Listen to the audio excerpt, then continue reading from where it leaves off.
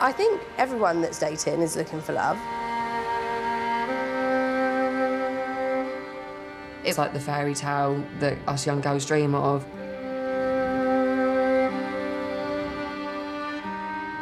He had a nice house,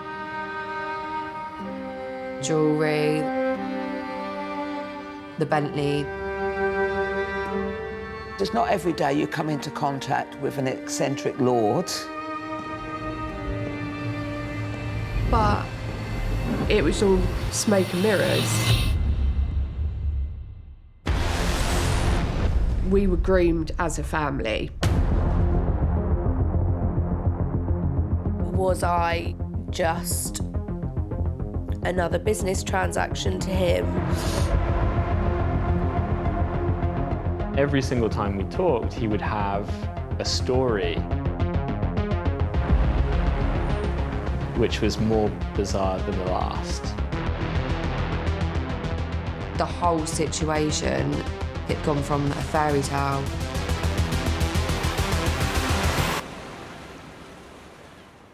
to a horror.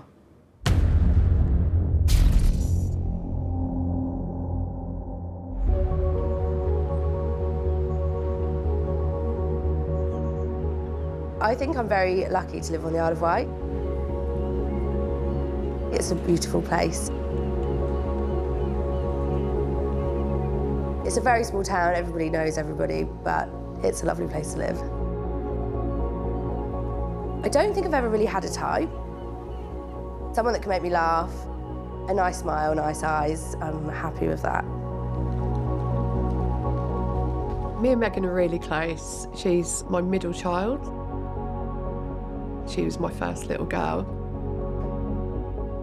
Speak to her all the time, share all her trials and tribulations. She's fantastic.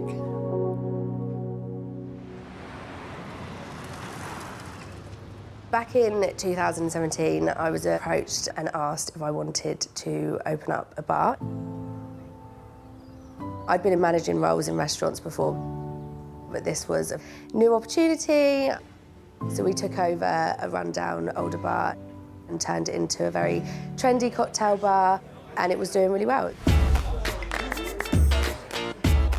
I always had a very close-knit group of girlfriends.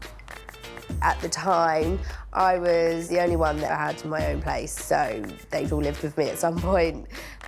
They were there every weekend. They were there all the time. We were so young and carefree. We were doing something every night. Dinner, drinks. I was still at the end of the bar doing shots while she was working. We were living life as a pair of young 20-year-olds, really. I cannot tell you how amazing Megan is. She's like a friend, a sister, a therapist. She's like everything just wrapped into one person. She's unbelievable. I'd been single for about 2 years at this point, but I was very much enjoying the dating scene, going out on lots of dinner dates and meeting lots of new people.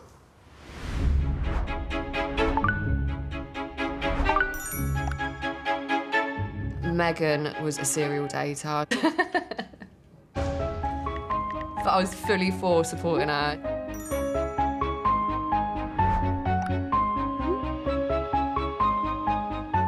It would be easy to say you were looking for love, but then obviously everybody wants that.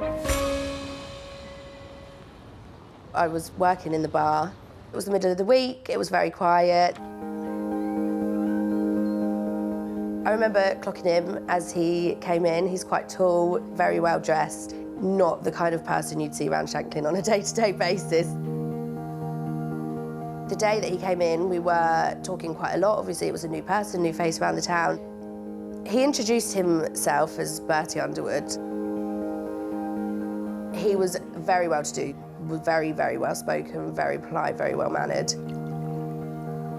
He was an interesting character to get to know. He just moved to the island from the mainland. He was a horologist, which I didn't know at the time, but that's like working with watches. He'd just bought this house with a sea view. He did stick out like a sore thumb on the Isle of Wight, absolutely. Everybody within a few months, weeks, knew who he was. I first heard about Bertie when a massive bunch of flowers randomly arrived at the bar. There was a note saying, "It was lovely to meet you. Be ready for 7 p.m. tonight. I'm taking you on a date." It definitely did feel like, you know, what they do in the movies. Meghan was just bouncing off the walls. It's so unheard of nowadays. People just send you a text and they want to go for a date. The girls came over to my flat to help me get ready. And then he picked me up from outside the bar at about 7. From the start, there was like a big initial attraction. We went to the Royal in Ventnor, the nicest place you could go for dinner. I was only 20 at the time, never quite had that treatment before. It definitely was a lot nicer than a lot of other first dates.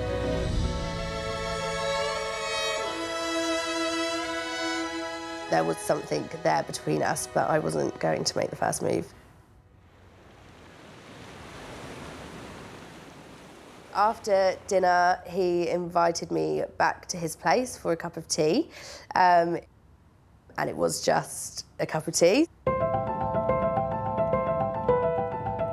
It was an absolutely beautiful 3-storey house.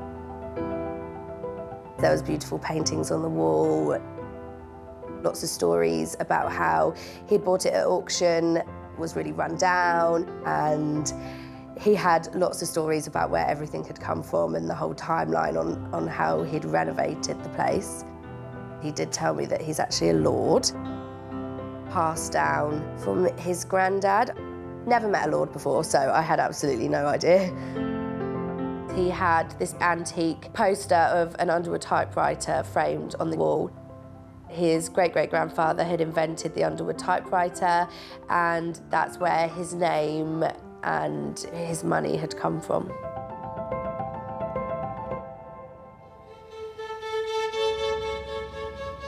He dropped me back home to my flat after the tea. We did share a little kiss in the car on the way back. There were lots of butterflies, it was very exciting. The whole experience was wonderful. It was one of the best first dates that I've ever had. I was like a giddy child.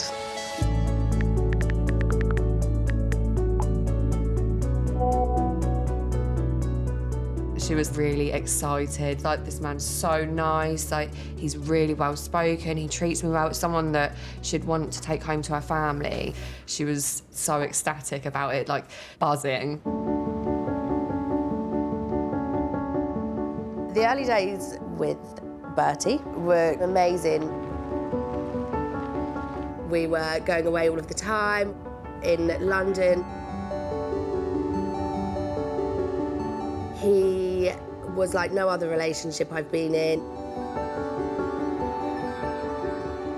Bertie used to go off the island quite often for work.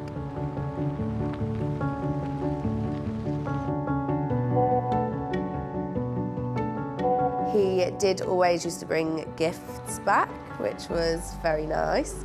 Perfume, clothes, shoes, lots of Harrod gift bags over the time. Even when it was sad that he'd have to go away for work, he would always make up for it with coming back with gifts. He bought me a car. Honestly, never thought that I would have a car like that. It was the dream. Driving around in nice cars, wearing the beautiful jewellery. It's like, babe, you've got it all.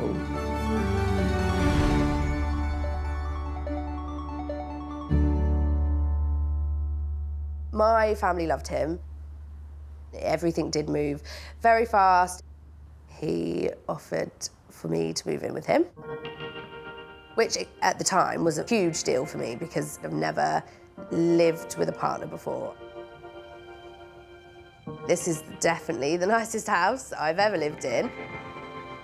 We did get pictures of us printed off together to put in frames around the house just to make it feel a bit more ours and a bit more homely, which was sweet. That was actually his idea. Over dinner one day, he did say, "I love you."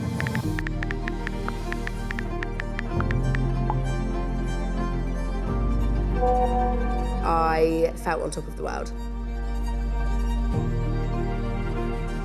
I think I obviously knew long before he'd actually told me that I did love him. But yeah, it all just happened quite naturally.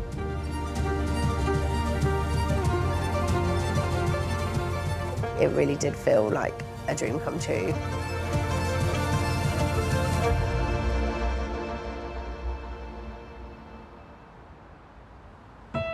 In 2016, I was living in Hastings. I'm always happy. I was going out, enjoying life, and I was at work at the supermarket.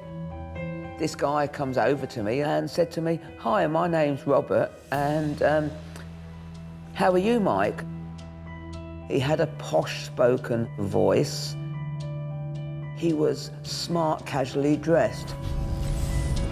I said, "Who are you?" type of thing, and then he said, "Well, we've been chatting on Grindr, been passing photos and getting friendly and all that sort of thing." And we became friends. I hadn't got a clue he's a fraudster.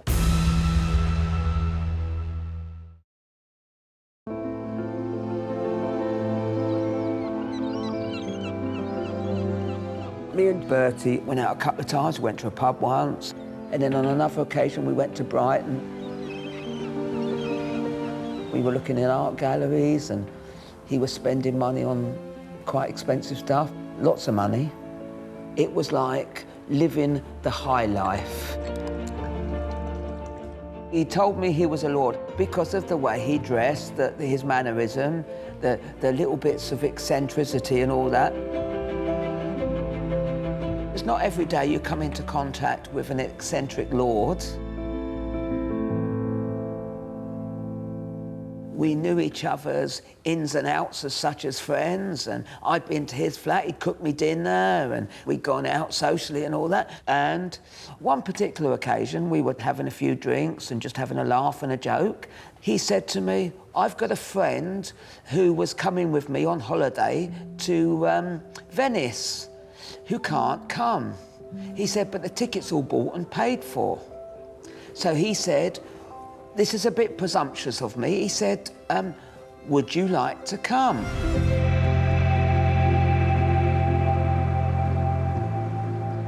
I said, "Well, I've never been to Venice before." He said, "All I have to do is change the documentation into your name," which he did there and then in front of me. He said, "But I need a copy of your passport." So he took a screenshot of my passport and he uploaded it and he sent it off. I didn't think much of it.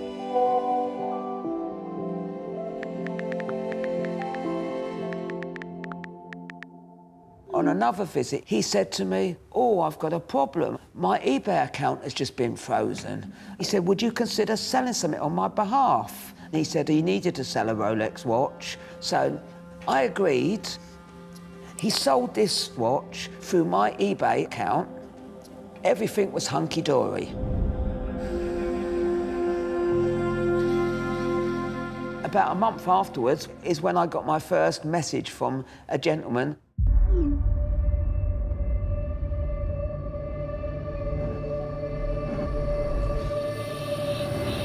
All shit hit the fan.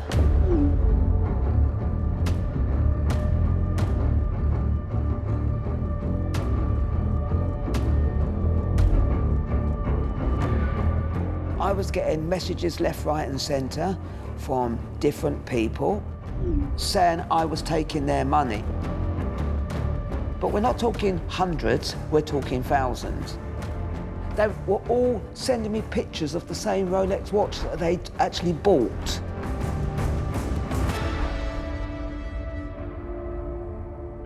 When I realised, I contacted eBay and said what was happening.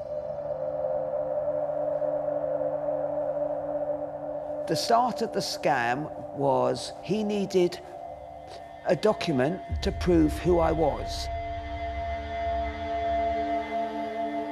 He used my screenshot of my passport to then send to everyone to prove that I was a genuine person. I confronted him. I said, look, what are you going to do about it? He said, leave it with me, I'll sort it.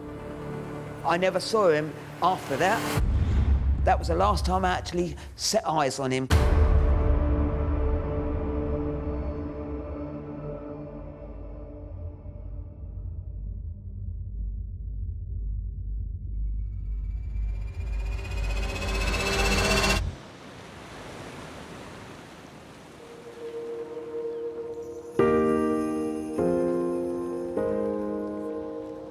This was the most fast-paced relationship I'd ever been in. Our first Christmas together, we were just sat on the sofa, having a drink. He turned around and said he had one more present left for me and pulled out this very nice red Cartier bag, got down on one knee and asked me to marry him.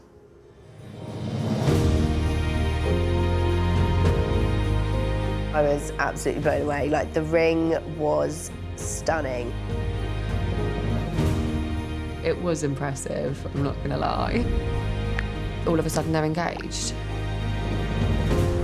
I was shocked, it hadn't been long. I did say to Megan, like, are you sure this is what you want? It's a bit soon.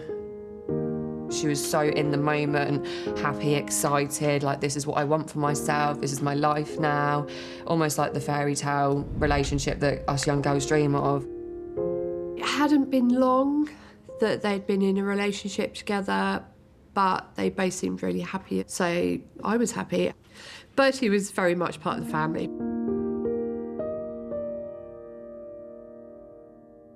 We did get planning straight away.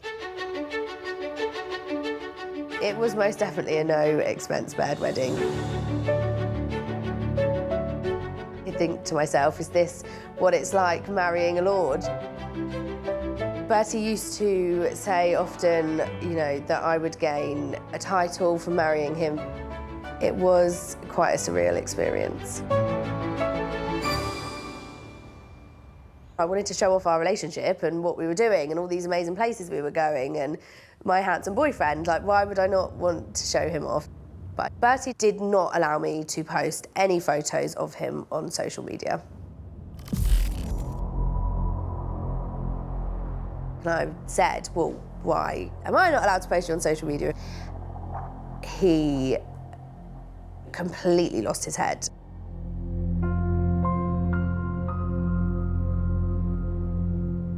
Which was quite a shock to me. I couldn't understand why it was so serious and important to him. You know, like the odd story on Instagram, out for lunch, why would that be the end of the world?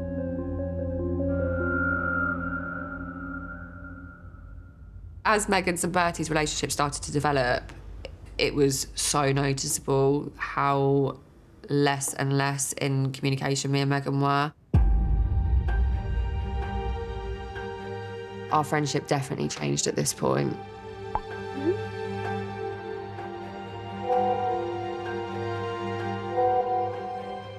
I started to think that perhaps Bertie was trying to get Megan to drift away from her friends and almost mould her into someone that she wasn't, almost to start manipulating her. An issue that started occurring lots within our relationship was the bar. After I'd moved in with him, he just wasn't very happy about me being there so late. He didn't like that people knew me and men wanted to talk to me. So that was always a bit of a sore subject. The bar was like my baby. I was very proud of the bar, and leaving was really sad. But I did, and went to work for him. That did ring alarm bells. It made me feel quite uncomfortable because she would then be completely dependent on Bertie financially, as well as everything else. I used to take photos of the watches and I used to upload them. And I used to send emails and make all the social media content. He had a little workshop set up coming off of the lounge. He used to sit there of an evening with his little head torch on, fixing watches. Used to sit there and watch him with a glass of red wine and think, gosh, you're so clever. One day, Bertie decided to get a puppy for when he's working away and I get a bit of company. We named our Chihuahua Schubert, which was Bertie's choice of name. Shubes. I'm not scared of it, is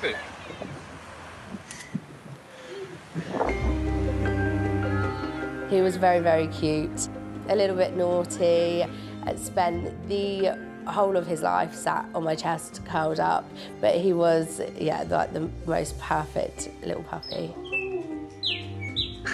We were like this little family. It was amazing. Bertie had a friend called Alex who I believe to be an artist at the time. He was living abroad. They would speak on the phone on quite a regular basis.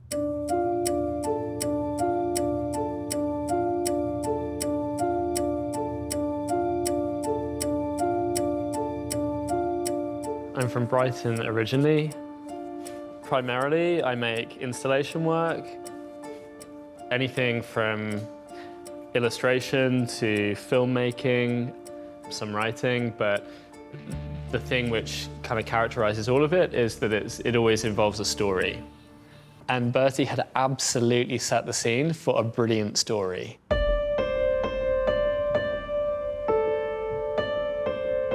In the winter of 2016, I was living in Korea. I was isolated quite a lot of the time. I mean, I had a lot of great friends and everything, but the thing is I worked for myself. I had my own public art studio, which was on the top of a mountain. It was a little bit out of the way. I wanted to get back to the UK and do something about British culture. I had this crazy idea. I went on Craigslist back when it still used to allow personal ads, and I basically just wrote a personal ad with pretty much a shopping list of all of the things that I would want in someone that I was going to date. And I just kind of shot it out into the ether, not really expecting anything to come back, if I'm honest. About a month later, I had this email which was answering the Craigslist ad.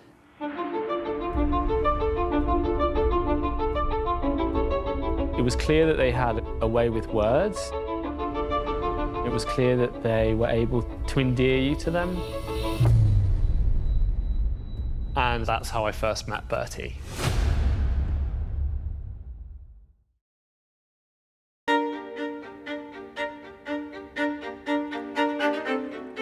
When Bertie did kind of come into my life and did phone me a lot, you know, we would chat about kind of anything and everything. And every single time we talked, he would have a story which was more bizarre than the last. I think I said that he looked younger than 29. He launched almost directly into the story about how actually the reason why he looked younger was because he had had his face surgically reconstructed. He said it was because his ex-boyfriend had locked him in their apartment and tried to kill him, basically. It was the mad stories about the ex who is on the run from the police. His mum beat this woman so thoroughly in the face that one of the rubies in her ring got dislodged and lodged into the woman's face, and his mum knocked 2 of this woman's teeth out. His stories were very entertaining, but they were also very dark. There were a lot of discussions about what we would want in a relationship.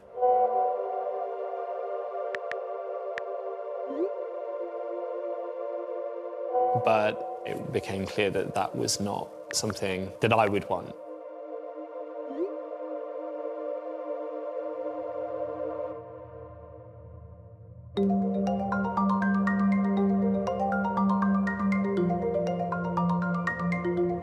I arrived back, jet-lagged, then he kind of steps up contact a little bit and he's asking, okay, well, let's go out and have a pint. We were walking up the hill and there's this Bentley. He said, yep, this is my car. So then I was like, okay, wow. And then he turned to me and he said, I'm an Earl. Then we went to the next bar and that's when he started talking about his bodyguard and his driver. We've got the Bentley, we've got the posh clothes, we've got the accent, and now we've got a driver and a bodyguard. So at this point, you know, all the things are stacking up. He began hinting quite early that he wanted to commission an artwork from me. He told me that he had met a girl on the Isle of Wight and that she was a bit of a diamond in the rough kind of thing. He was buying a mansion on the Isle of Wight for them to move into that he would need artwork for. Bertie had introduced me over the phone to Alex. Alex had an invite to the wedding, so we did speak to him on a regular basis. He never told me that they were engaged. None of that.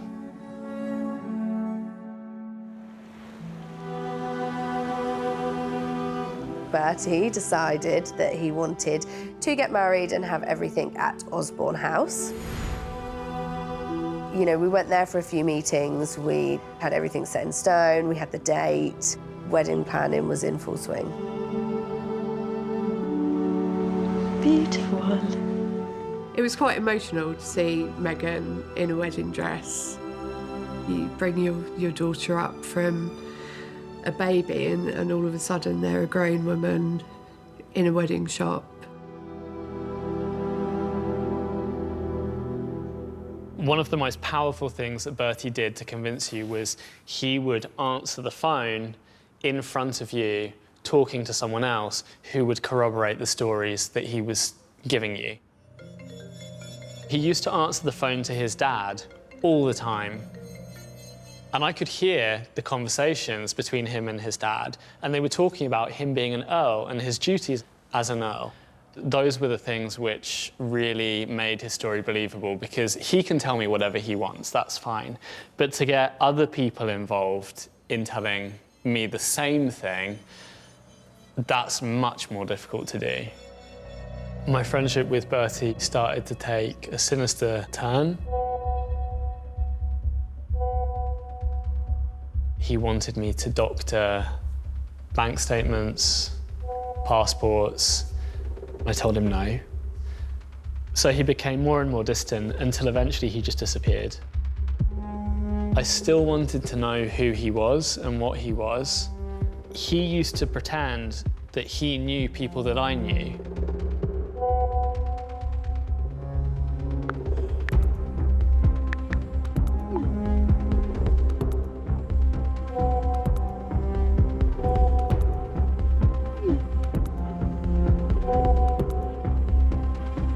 And one day it just clicked. I could get in contact with this person that he said that he knew, just to see if he did or not. So I phoned up this person and I said to him, look, this is gonna sound really weird. But I met this guy in Brighton, and he told me that he was an earl. And then the phone went really quiet. And this guy, this police officer, he said, "Alex, this guy, he's really dangerous. And you need to get as far away from him as you can."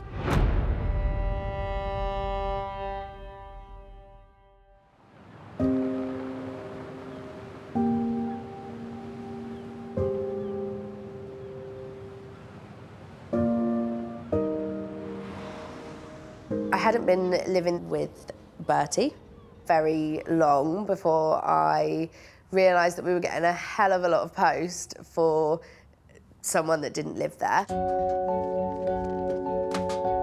There was post every day for this person. I mentioned it lots of times to Bertie. I didn't get any answers from him. So, being curious, I did decide to maybe do some digging. I don't know. I felt like I needed to try and get an understanding of what was happening. So I went into his office.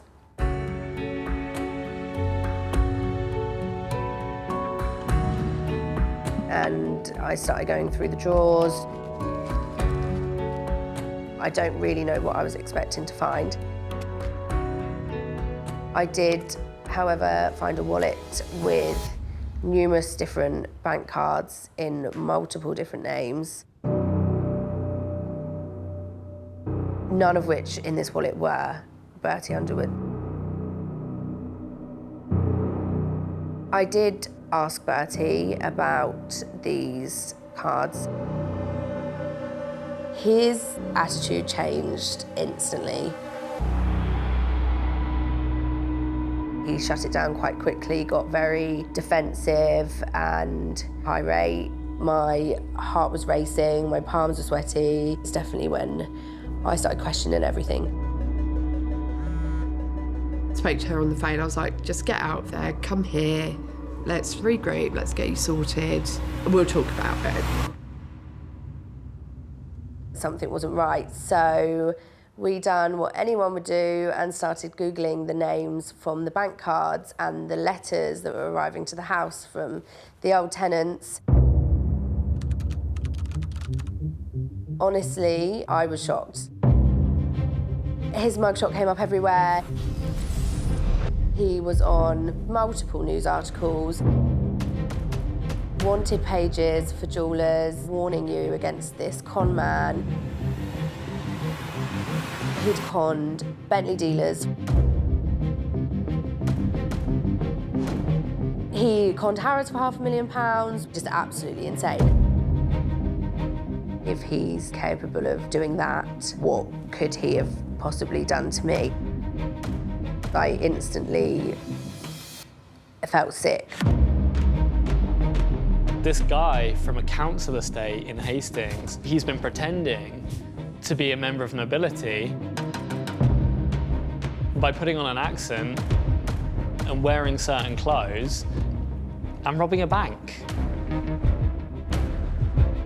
My stomach just dropped. This was the man that my daughter was going to marry. He duped all of us. We were groomed as a family. Then the letters started to arrive. Credit cards and loans in Megan's name that she knew absolutely nothing about. And they just kept coming and coming and coming. Between different credit cards, a car, phone bills, business accounts, business credit cards, he'd taken out all of these things in my name without me knowing.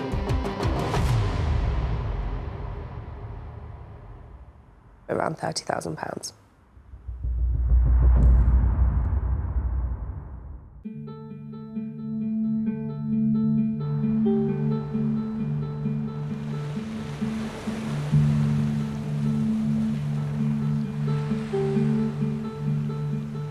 went to the police and went to action fraud.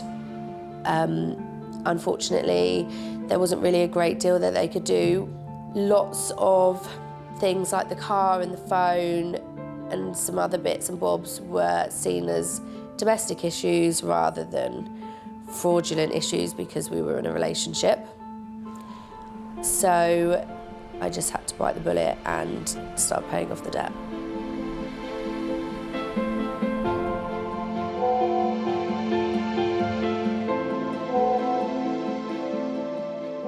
He told me that he'd left the island, but he came over to talk to me. Told me that he did love me and that it was different and that he didn't mean to take anything this far.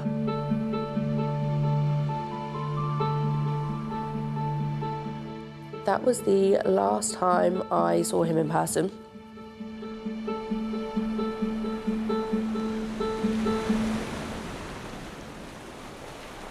I did say to Mum, whatever he has done, we have the engagement ring.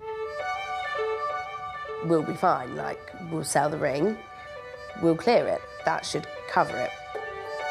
We'll do this, we'll get it valued, we'll find the best way of selling it, and we'll start clearing these debts.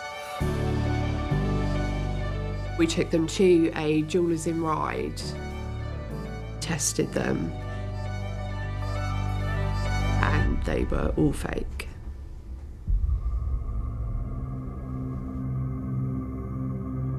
Shocked, like really shocked actually, but also not surprised.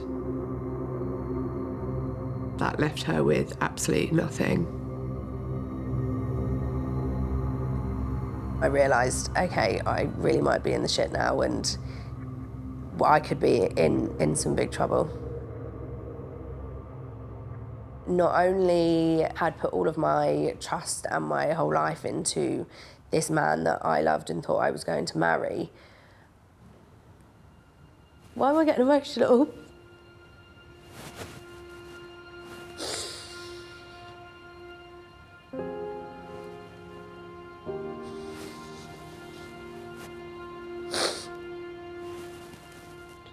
I think maybe just going over it all again. Like it was a pretty crazy experience.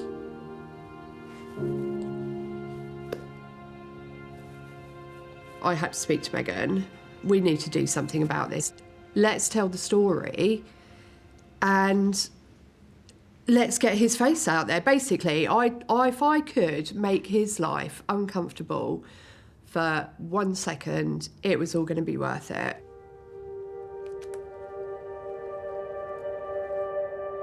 And that's what we did. We sat down, we wrote the post. We read it through together and I posted it. And I posted it in as many places as I possibly could. And before I knew it, people started sharing it. It had 500 shares and 1,000 shares, 2,000 shares, and it just escalated. I had message after message after message.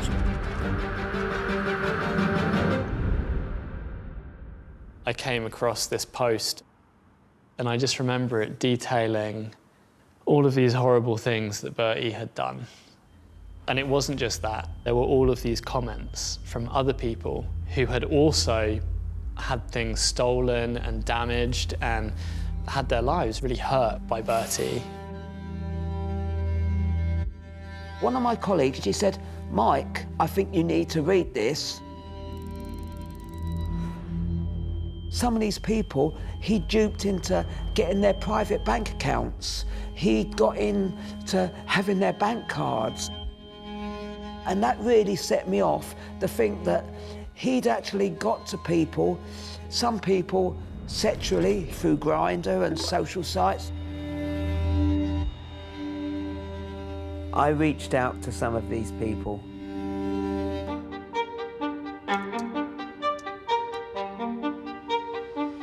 And I just went, right, I'm not letting this person get away with what he's done. I'm going to get this person put behind bars.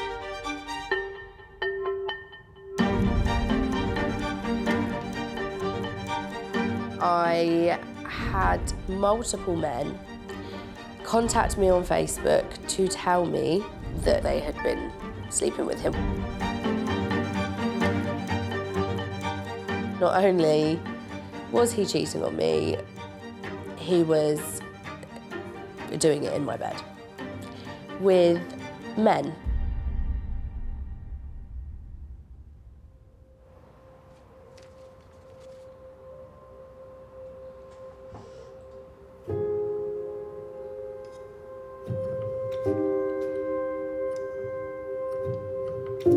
This whole person that was my world was never a real person.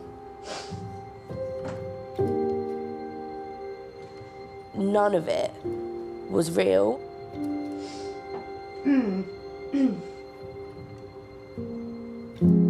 It really broke my heart to see her that upset.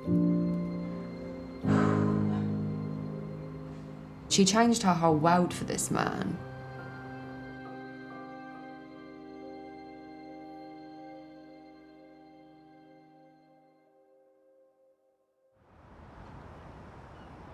I contacted the police. We built a case between the people that had got involved and given evidence. There was enough evidence to take it via a jury.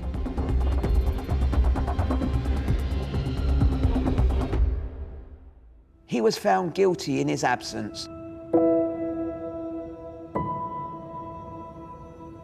The judge handed down a sentence of 5 years.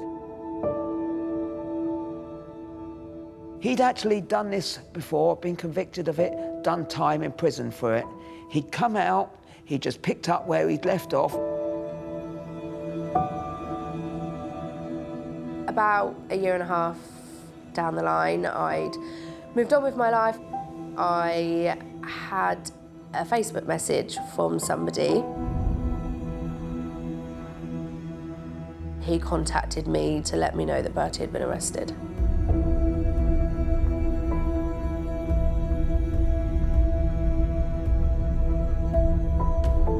Something that has disturbed me ever since was that Bertie was using my career and my website to corroborate the stories he was making up with new people that he was meeting.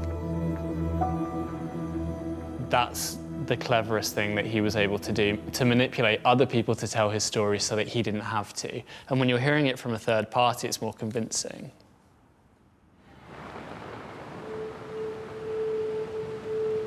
He must have never had any intentions of marrying me.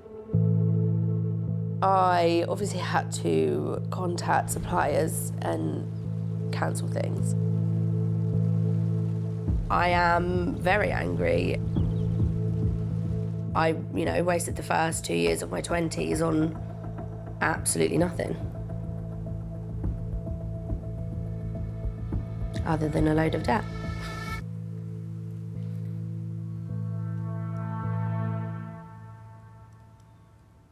Once Megan found out about all of this debt, she worked her arse off to clear it.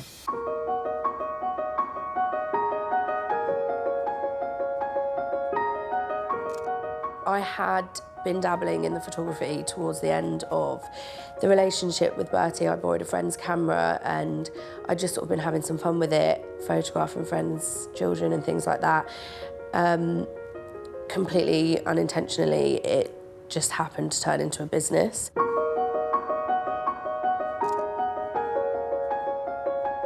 Which, couldn't have come at a better time. She's had to rebuild her life.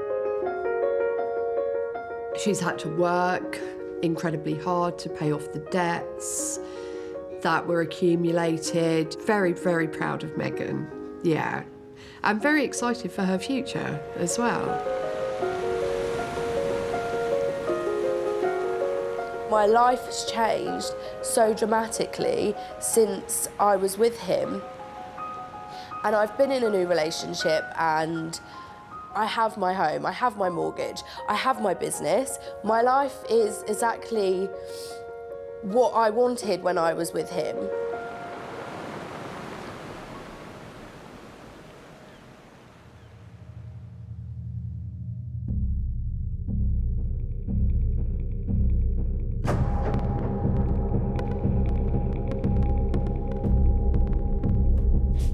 He had walked out of an open prison where he was serving his sentence.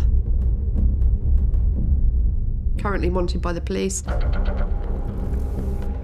How'd you get away with that? He didn't even do his sentence. You couldn't write it.